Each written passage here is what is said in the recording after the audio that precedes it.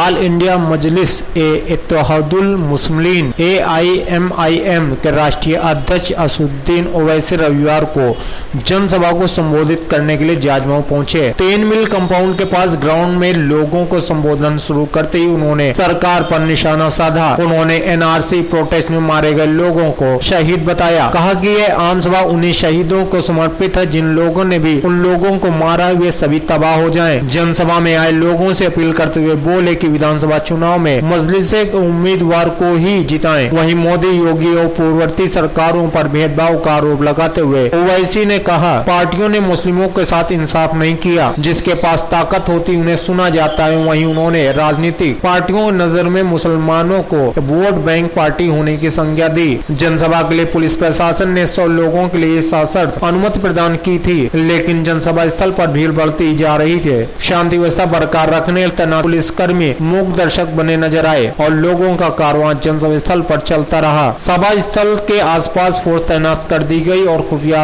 भी सक्रिय हो गई।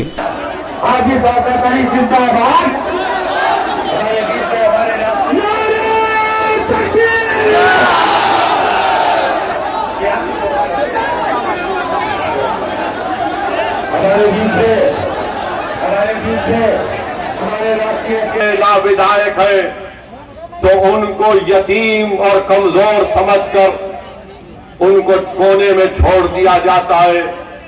ये बात बिल्कुल सच है। मैं आपसे जो कह रहा हूं कड़वी जरूर है, मगर याद रखिए ये सच्चाई है।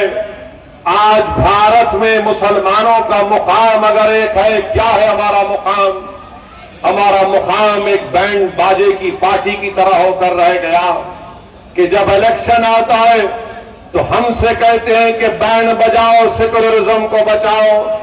जब इलेक्शन आता है तो मुसलमानों से कहा जाता है कि पुंगी बजाओ और सेकुलरिज्म को बचाओ। मुसलमानों से कहा जाता है कि हारमोनियम पर साज निकालो ताकि मुल्क का सेकुलरिज्म बच जाए।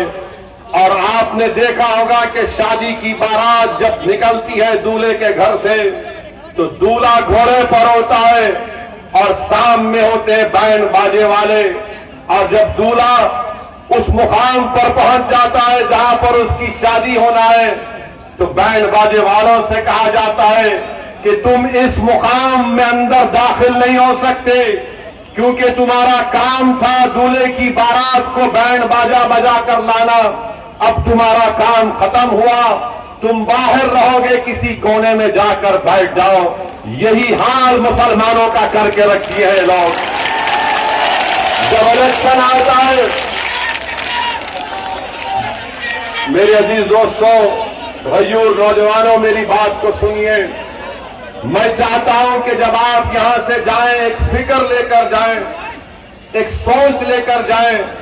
मैं ये चाहता हूं कि आप एक फैसला कर लें कि इस आने वाले विधानसभा में क्या आप सिर्फ वोट डालने वाले रहेंगे या नेता भी बनेंगे, या आप सिर्फ वोट डालते रहेंगे और वही बैंड बाजा पार्टी की तरह कोई दूल्हा बनेगा, आप उसके वास्ते बड़े बैंड बजाएंगे, बड़े बड़े गाने गाएंगे, नाचेंगे, और जब वो जाएगा उस मुकाम पर जहां पर शादी होना है तो वहां पर कहा जाएगा तेरा काम नहीं है, तेरा काम हो गया, तू बाहर रुक जा। असदुद्दीन ओवैसी आपको पैगाम देने आया।